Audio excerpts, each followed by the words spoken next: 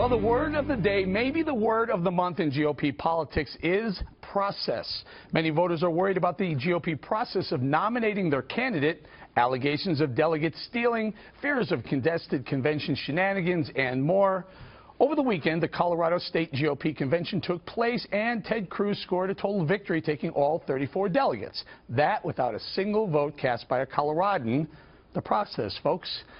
Anyway, Colorado shrinks the lead the frontrunner Donald Trump has over Ted Cruz to less than 200 delegates. But with a week and a day until the delegate-rich New York State primary, that gap is set to widen further as Trump holds a more than 30-point lead. Yesterday, however, Trump was pulling no punches on the process. The system is corrupt, and it's worse on the Republican side, because I'm up millions of votes on Cruz. Millions. I don't mean like I'm up by 2 votes. I'm up millions and millions of votes. We've got a corrupt system.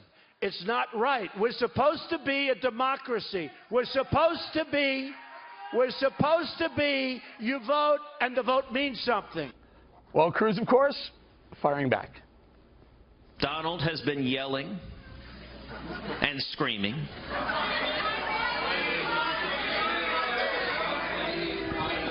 A lot of whining. I'm sure some cursing. And some late-night fevered tweeting. All the characteristics I would note we would want of a commander-in-chief.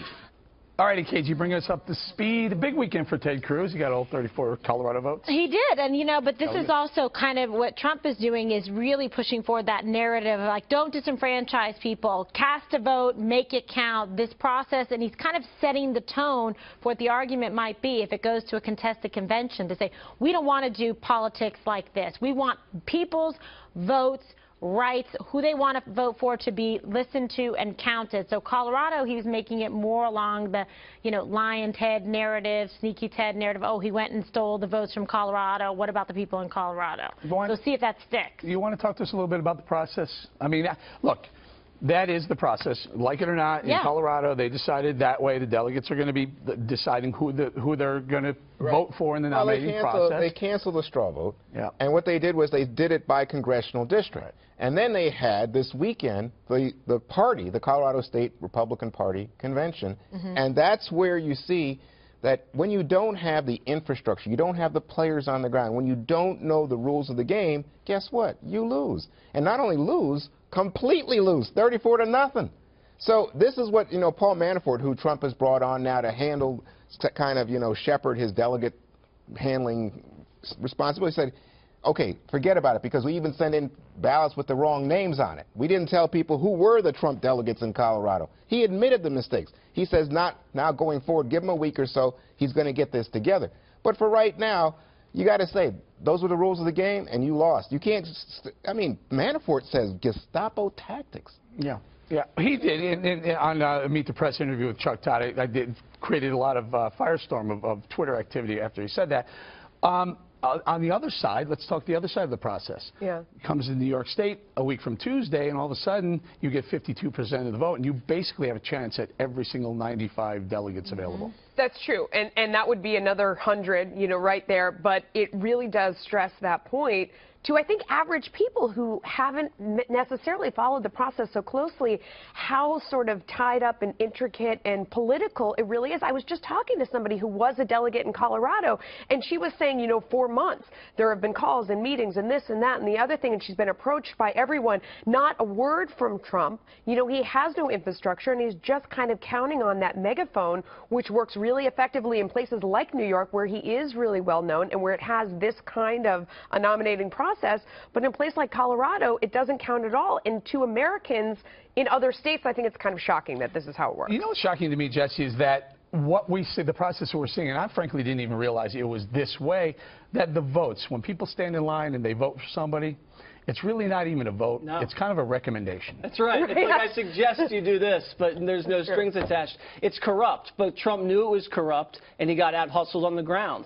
This is what they do in the Soviet Union. They cancel votes, and they have some guy in a back room pick the nominee. It's very undemocratic, especially in a year that's so consequential. But you said it. Trump knew the game. And if Trump's going to be the guy that's this deal maker, you know, go make some deals, get your face in there, maybe promise some free rounds at Trump National, something to sweeten the deal or at least twist arms. He didn't do any of that, so it's a little sad to see him complain, but he knew the rules of the game. Right. Let's do this. John Kasich has only 143 delegates. That's fewer than Marco Rubio, who dropped out last month. He's won only one state, his own, but he's still pitching himself as the most electable candidate in the Republican race.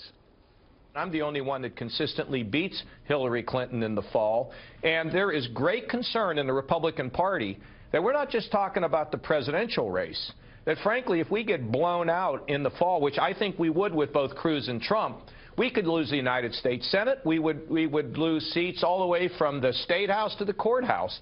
An interesting concept. Now, what is he? Is Kasich saying? By the way, that's why you have to hope Trump doesn't get 1237, so that he wins and therefore save the House and the Senate. Right. Well, let's just give Kasich a little tip of the hat. He's running second in New York to Trump, so he's way ahead of Cruz. Now, who would have thunk that, given the rhetoric we're hearing from Cruz? New York values. Yeah, well, whatever. But I'm saying Kasich is in the New York race. Now, let's just be clear. Eric said earlier he's 32 points behind Donald Trump, so don't confuse it, but he's ahead of Ted Cruz.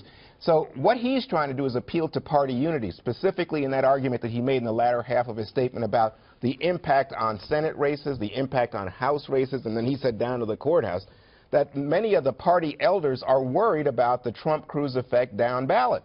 And so that's his bet. That's his best argument. His hope, as he said, is for an open convention. Not because he's been saying he's the only one who matches up nicely against Hillary. Well, he'll make that case. I don't know if that's true. KG, nationally, this is really wild. Nationally, 63% think that the candidate with the most delegates at the convention, not a majority, just the most delegates nationally, they think that's the candidate that should be the nominee. Right. That sounds kind of fair. Go to Wisconsin, where Trump lost soundly, handily, he lost. 56% of the Wisconsin voters said the candidate with the most delegates should be the nominee, not necessarily majority. And then National Review, one more number, National Review, who hates Trump. They put up a poll that, by the way, I went on and logged on to. 68% agree with that. So clearly the American public, at least the GOP side, says if you got the majority going, if you have the plurality going into the convention, you should be the nominee. Right. Well, that sounds pretty fair, doesn't it? It sounds like Americans and voters and Republicans in this primary are interested in fairness and votes being counted in a proper way and not something like, you know, stealing it in the middle of the night. As for, like John Kasich, I was saying earlier, I think he's like the honey badger, right? He doesn't care. He's going to stay in. He doesn't care. It doesn't matter if he gets stung like 1,000 times by bees. He just like gets back up and he's like, hey, I can beat Hillary. But you know what? Anything can happen in politics. He's, as you said, he's in second place, so every week something's different here. But let's see. I think in the end, it's going to be a very tough argument to knock out somebody if they have the most delegates. Will it?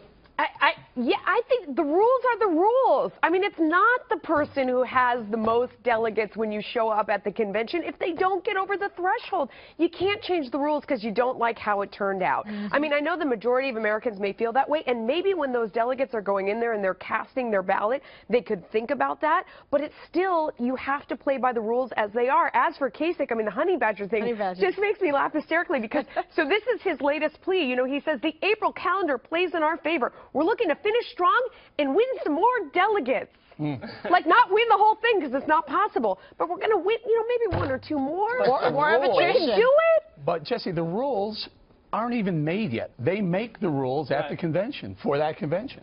Yeah, I don't know. I think you got to stick with the rules that we have going in. But at the same time, who's to say you can't change them in 4 years? But if you're going to change rules, I don't trust guys in a smoke-filled room to change the rules the right way. And like you said, the public wants the plurality.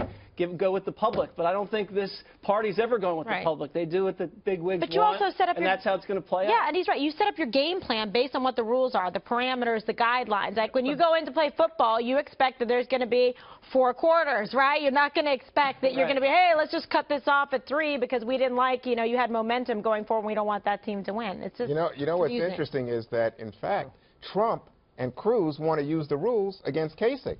because the old rules say that unless you've won 8 states, you can't be the nominee. So they want to throw that out. They want to get him out of the convention.